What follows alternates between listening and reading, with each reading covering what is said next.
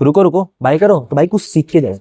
अब भाई देखो, जो बाइक की पावर होती है उसे हम हॉर्स पावर में कैलकुलेट क्यों करते हैं और हम उसे हॉर्स पावर ही क्यों बोलते हैं, इसके पीछे का रीजन क्या है। अब भाई देखो, पहले जमाने में क्या होता था ना, फैक्ट्रीज में ज्यादातर हॉर्स काम करते थे, तो ये देखा जाता था कि 2 हॉर्स का काम हो रहा है, 3 हॉर्स का काम हो रहा है। अब जब जेम्स वॉट ने स्टीम इंजन बनाया था ना, तो उसे दिखाना था कि जो सारे लोग हैं उन सब के लिए सबसे आसान तरीका कौन सा होगा ये अंडरस्टैंड करने का कि इस इंजन में कितनी ताकत है।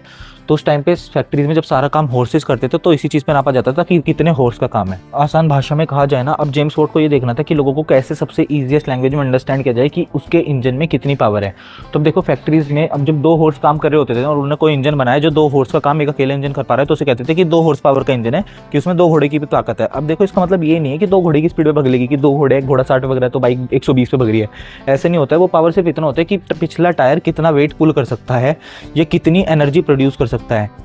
अब 1 horse power equal to 745 watts. अब इसका सिंपल कहने का मतलब है कि अगर 1 हॉर्स पावर का इंजन है ना, तो वो इतने वॉट्स की एनर्जी बैक व्हील पे ट्रांसफर कर सकता है, जो कि है 745 वॉट्स की। ईजिएस्ट तरीका समझने का यही है कि जितनी हॉर्स पावर है इसका मतलब उतने घोड़ों का वो इंजन काम कर सकता है। सबसे आसान तरीका यही था पहले जमाने में नापने का।